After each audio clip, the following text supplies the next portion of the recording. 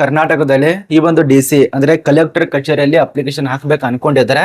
ಇಲ್ಲಿ ದಿನಾಂಕ ಕೂಡ ಮೆನ್ಷನ್ ಆಗಿದೆ 30/4/2026 ಒಳಗಾಗಿ ಅಷ್ಟೊಳಗಾಗಿ ನೀವು ಅಪ್ಲಿಕೇಶನ್ ಹಾಕಬೇಕು. ಕೊನೆಯ ದಿನಾಂಕ ಇನ್ನು ತುಂಬಾ ದಿನ ಇದೆ ಅಂತೇಳಿ ಕುಂಡ್ರಾಕ್ ಹೋಗ್ಬೇಡಿ. ಕೊನೆಯ ದಿನಾಂಕ ಮುಂಚಿತವಾಗಿನೇ ಸಾಕಷ್ಟು ಜನ ಅಪ್ಲಿಕೇಶನ್ ಹಾಕಿರ್ತಾರೆ. ನೇಮಕಾತಿ ಮಿಸ್ ಮಾಡ್ಕೋಬೇಡಿ. ಇಲ್ಲಿ ಒಂದು ಒಳ್ಳೆಯ ಅವಕಾಶ ಏನಪ್ಪಾ ಅಂದ್ರೆ ಮೊದಲನೇ ಪಾಯಿಂಟ್ ವಿದ್ಯಾರ್ಹತೆ ಕೊಟ್ಟಿಲ್ಲ. ನಿಮಗೆ ಕನ್ನಡ ಮಾತಾಡಕ್ ಬರ್ಬೇಕಂತ ಅಷ್ಟೇ ಕೊಟ್ಟಿದ್ದಾರೆ. ಓದೋದು ಕೂಡ ಬಂದ್ರು ನಡೆಯುತ್ತೆ, ಓದಕ್ ಬರ್ಲಿಲ್ಲ ನಡೆಯುತ್ತೆ. ಬಟ್ ವಿದ್ಯಾರ್ಹತೆ ಕೇಳಿಲ್ಲ. ಎಲ್ಲಿ ಕೆಲಸ ಇರತ್ತೆ? ಹಾವೇರಿ ಜಿಲ್ಲೆಯಲ್ಲಿ ಕೆಲಸ ಇರತ್ತೆ.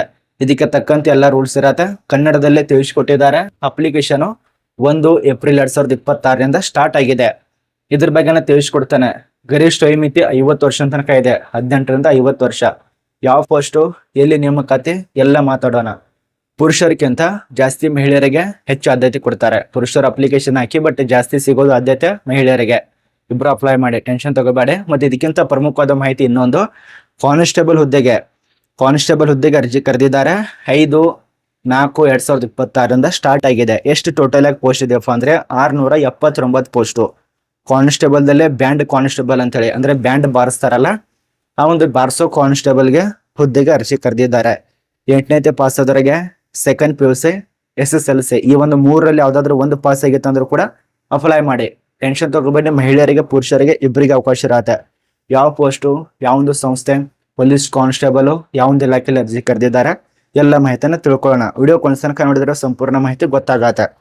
ಮೊದಲಿಗೆ ಪೊಲೀಸ್ ಬಗ್ಗೆನೇ ತಿಳ್ಕೊಳ್ಳೋಣ, ಅದ ನಂತರ ಕರ್ನಾಟಕ ರಾಜ್ಯ ಬಗ್ಗೆ ತಿಳ್ಕೊಳ್ಳೋಣ. ಹೊಸದಾಗಿ ಯಾರ್ಯಾರು ಈ ಒಂದು ಚಾನಲ್ ಅನ್ನ ನೋಡ್ತಾ ಇದ್ದೀರಾ, ಪೇಜ್ಗಳನ್ನ ಗಮನಿಸ್ತಾ ಇದ್ದಾರಲ್ಲ, ಫಾಲೋ ಮಾಡ್ಕೊಳ್ಳಿ. ಬನ್ನಿ, ಈ ಒಂದು ನೋಟಿಸ್ ಆಗಿರೋದು ಎಲ್ಲಿಂದ, ನೋಟಿಸ್ ಆಗಿರೋಂಥ ಡೇಟ್ ನೋಡಿ. ಅಪ್ಲಿಕೇಶನ್ ಹಾಕೋದೇ ಕೊನೆಯ ದಿನಾಂಕ ಇದೆಲ್ಲ 24/4/2026 ತನಕ ಅವಕಾಶ ಕೊಟ್ಟಿದ್ದಾರೆ. ಮತ್ತೆ ಅಧಿಸೂಚನೆ ಸ್ಟಾರ್ಟ್ ಆಗಿರೋದು 5/4/2026 ಸ್ಟಾರ್ಟ್ ಆಗಿದೆ. ಇದು ಸಂಪೂರ್ಣವಾಗಿ ಹಿಂದಿಯಲ್ಲಿ ತಿಳಿಸ್ಕೊಟ್ಟಿದ್ದಾರೆ. ಟೋಟಲ್ ಆಗಿ 679 ಪೋಸ್ಟ್ ಇರತ್ತೆ. ಇಲ್ಲಿ ಯಾರ್ಯಾರಿಗೆ ಎಷ್ಟೆಷ್ಟು ಮೀಸಲಾತಿ ಇರತ್ತೆ ಅದು ಕೂಡ ಕೊಟ್ಟಿದ್ದಾರೆ. ಎಸ್ಸಿದವರಿಗೆ 16% ಮೀಸಲಾತಿ, ಎಷ್ಟುದವರಿಗೆ 20%, OBC-ದವರಿಗೆ 3 ಪ್ರಕಾರ ಇರತ್ತೆ, 27% ಇರತ್ತೆ ಮೀಸಲಾತಿ. ಅದರಲ್ಲಿ ಇನ್ನೊಂದು ಮಹಿಳಾ ಅಭ್ಯರ್ಥಿಗೆ ಒಂದು ಮಾಡಿದ್ದಾರೆ, ಪುರುಷ ಅಭ್ಯರ್ಥಿಗೆ ಒಂದು ಮಾಡಿದ್ದಾರೆ. ಇದನ್ನೆಲ್ಲ ತಿಳ್ಕೊಳ್ಳಿ. ಇದು ಕಾನ್ಸ್ಟೇಬಲ್ ಹುದ್ದೆಗೆ ಇರತ್ತೆ. ಇದ್ರ ಬಗ್ಗೆ ಚರ್ಚೆ ಮಾಡೋಣ. A to Z ಅವರಿಗೆ ವಿಡಿಯೋ ಕೊನೆತನಕ ನೋಡಿ. ಬೇಸಿಕ್ ಆಗಿ ತಿಳಿಸ್ಕೊಡ್ತೇನೆ. ಇದು ಮಧ್ಯಪ್ರದೇಶ್ MP ಪೊಲೀಸ್ ನೇಮಕಾತಿ ಆಗ್ತಾ ಇದೆ. 2026 ನೇಮಕಾತಿ. ಪೋಸ್ಟ್ ದಿನಾಂಕ ಇರೋದು 6/4/2026 ಸ್ಟಾರ್ಟ್ ಆಗಿದೆ. ಅಪ್ಲೈ ಮಾಡಿ. ಅರ್ಜಿ ಶುಲ್ಕ ಕೂಡ ಇಟ್ಟಿದ್ದಾರೆ ಈ ಒಂದು ಬ್ಯಾಂಡ್ ಕಾನ್ಸ್ಟೇಬಲ್ಗೆ. SC/ST OBC ವರ್ಗದವರಿಗೆ 250 ರೂಪಾಯಿ, ಉಳಿದಂತ ಎಲ್ಲ UR ಅಭ್ಯರ್ಥಿಗೆ 500 ರೂಪಾಯಿ. ಮತ್ತೆ MP ಆನ್ಲೈನ್ ನಲ್ಲಿ ವ್ಯಾಲಿಡೇಟ್ ಶುಲ್ಕ 350 ರೂಪಾಯಿ ಪ್ಲಸ್ GST ಇರತ್ತೆ 18%. ಅದು ಕೂಡ ಆನ್ಲೈನ್ ನಲ್ಲಿ ಅರ್ಜಿ ಸಲ್ಲಿಸಲು ಕೊನೆಯ ದಿನಾಂಕ 19/4/2026. ಸಾರಿ, ಆಗಲೇ ನಿಮ್ಗೆ ಕನ್ಫ್ಯೂಸ್ ಆಯ್ತು. ಇನ್ನು ಅರ್ಜಿ ತಿದ್ದುಪಡಿ ಮಾಡೋದಕ್ಕೆ ಅದು ಕೂಡ ಡೇಟು 24/4/2026. ಅದು ತಿದ್ದುಪಡಿ ದಿನಾಂಕ ನಾನು ಕೊನೆಯ ದಿನಾಂಕ ಅಂತ ಅನ್ಕೊಂಡಿದ್ದೆ, ಬಟ್ ಅದಲ್ಲ. ಕೊನೆಯ ದಿನಾಂಕ 19ನೇ ತಾರೀಕು. ಸ್ಟಾರ್ಟ್ ಆಗಿರೋದು 5ನೇ ತಾರೀಕು ಏಪ್ರಿಲ್. ವಯೋಮಿತಿ 18ರಿಂದ 33 ವರ್ಷ ಆಗಿರ್ಬೇಕು. ಇದು constable, band constable MP police ಇಲಾಖೆಯಲ್ಲಿ ಕರೆದಿರುವಂತ ಪೋಸ್ಟ್ ಇದು. ಏನು ಅರ್ಹತೆಗಳು, ಎಷ್ಟಿದವರಿಗೆ 8ನೇ ಪಾಸ್ ಆದ್ರೆ ಅಪ್ಲೈ ಮಾಡಿ. ಅದೇ UR ಅಭ್ಯರ್ಥಿ OBC EWS ಅಂದ್ರೆ ಸೆಕೆಂಡ್ PUC ಅಪ್ಲೈ ಮಾಡಿ. ಅದೇ SC-ದವರು ಇತ್ತಂದ್ರೆ 10ನೇ ಇದ್ದವ್ರು ಅಪ್ಲೈ ಮಾಡ್ಬೋದು. ಪ್ರತಿ ತಿಂಗಳು ಸ್ಯಾಲ್ರಿ 19,000ದಿಂದ 62,000 ತನಕ ಸ್ಯಾಲ್ರಿ ಕೊಡ್ತಾರೆ. ಇಷ್ಟಿದ್ರ ಬಗ್ಗೆ ಮಾಹಿತಿ. ಹೈಟ್ ವೇಟ್ ನಿಮ್ಗೆ ಗೊತ್ತಿರುವಂತೆ 368 ಸೆಂಟಿಮೀಟರ್ ಹೈಟ್ ಇದ್ರೆ ಅಪ್ಲೈ ಮಾಡಿ. ಪುರುಷರು, ಮಹಿಳೆಗೆ ಸ್ವಲ್ಪ ಕಡಿಮೆ 152 ಇರತ್ತೆ, ನೋಡ್ಕೊಳ್ಳಿ. ಆಯ್ಕೆ ಪ್ರಕಾರದಲ್ಲಿ ಕೌಶಲ್ಯ ಪರೀಕ್ಷೆ, ಬ್ಯಾಂಡ್ ಓದಿನ ಪರೀಕ್ಷೆ ಇರತ್ತೆ. ಅಂದ್ರೆ ಯಾವ ರೀತಿ ಬಾರಿಸ್ತಾರಲ್ಲ ಅದಕ್ಕೆ ತಕ್ಕಂತೆ ಪರೀಕ್ಷೆ ನಡೆಸ್ತಾರೆ, ಅದೇ ರೀತಿ ಆಯ್ಕೆ ಮಾಡ್ತಾರೆ. ಇದಕ್ಕೆ ಸಂಬಂಧಪಟ್ಟಂತೆ ನಾನು ಆರ್ಟಿಕಲ್ ನಮ್ಮ ಟೆಲಿಗ್ರಾಮ್ ಗ್ರೂಪ್ ಕೊಟ್ಟಿದ್ದೀನಿ, ಚೆಕ್ ಮಾಡ್ಕೊಳ್ಳಿ. ಇದು MP ದಲ್ಲಿ ಕರೆದಿರುವಂತ ಪೊಲೀಸ್ ಇಲಾಖೆ ಬಗ್ಗೆ ಮಾಹಿತಿ. ಅಪ್ಲಿಕೇಶನ್ ಹಾಕೋದು ಇಲ್ಲಿದೆ ನೋಡಿ.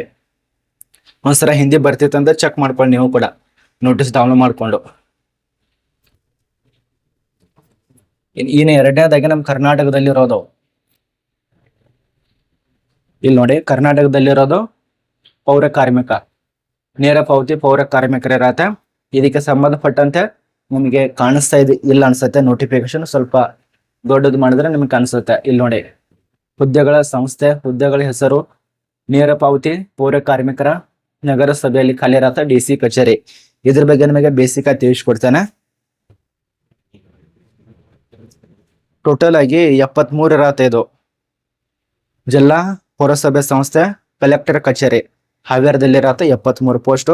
ಪೌರ ಕಾರ್ಮಿಕರು ಇರತ್ತೆ ಅಂದ್ರೆ ನಾಗರಿಕ ಸೇವಕ. ಈ ಹಿಂದೆ ಸುಮಾರು ಜಿಲ್ಲೆಯಲ್ಲಿ ಅಪ್ಲಿಕೇಶನ್ ಕರೆದಿದ್ರು, ತಿಳಿಸ್ಕೊಟ್ಟಿದ್ದೇವೆ.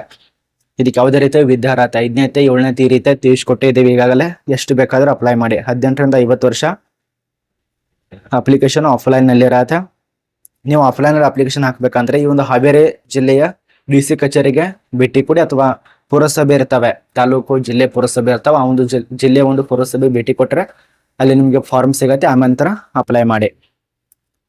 ಮಹಿಳೆಯರು ಪುರುಷರ ಅಪ್ಲಿಕೇಶನ್ ಹಾಕಿ ಇದ್ರ ಬಗ್ಗೆ ಏನೂ ಹೆಚ್ಚಿನ ಮಾಹಿತಿನ ಕೊಟ್ಟಿಲ್ಲ. ಕೊನೆಯ ದಿನಾಂಕ 30 ಏಪ್ರಿಲ್ 2026 ತನಕ ಮಾತ್ರ ಇರತ್ತೆ ನೋಡಿ.